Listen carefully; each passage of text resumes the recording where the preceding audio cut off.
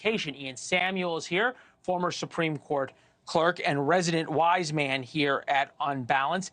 I'm almost feeling like the pendulum on this is starting to shift back. I wonder if it is because actually presidents of universities are concerned with academic freedom, or if it is because they are concerned that the students eventually are going to have more power than they do, and that can't happen.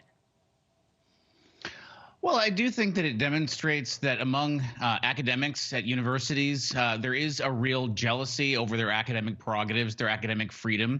And I do think that it illustrates that, as usual, it's tough to take the temperature of an entire huge group like everybody involved at universities by just pointing to the most extreme cases. But, Leland, I've got to ask, this UNC law student, I think I have the exact opposite instinct as you. This guy is accused, not convicted, of direct domestic terrorism. And I would have thought that the law students that he's in school with were laudable for insisting that he be treated as innocent until proven guilty. I mean, he's out on bail, isn't he? There's not even enough evidence to hold him in jail. What's the problem?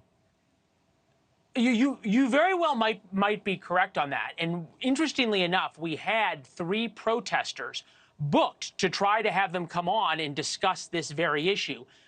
They all agreed to the interview and then all bailed on the show.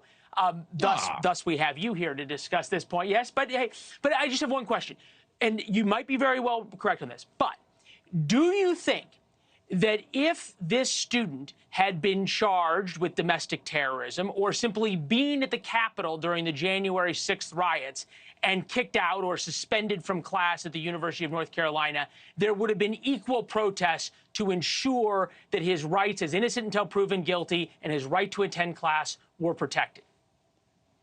I think it's a really great way to put the question. Or think about if he had been charged with, for example, a crime. If he had been charged with rape or with murder, a different sort of violent crime, right? Would this reaction have been the same? And I think the answer is probably it wouldn't have, and that would be wrong, right? In other words, we don't want to level down to the way that people respond when they're not being fair, to those imaginary January 6th I will give you the last word, but let me just ask you this question. This is somebody who has had a long history of violent activism. Doesn't a school have a responsibility to not allow someone at some point, the charge of a certain crime is enough not to take away your freedom, but going to law school class on campus is not a right protected by the Constitution, and this law school has a responsibility to protect the safety, potentially, of other students.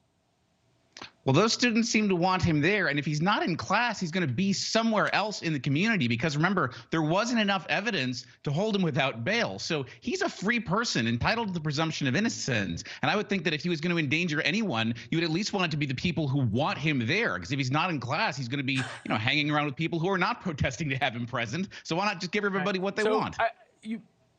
All right. When there is a protest on the UNC campus for the January 6th rioters, we will have you back to talk about that as well. Might be a while, but we'll have you back before anyway. It is good to see you, Ian. Thank you. Thanks for watching. Go to newsnationnow.com to find NewsNation on your television provider.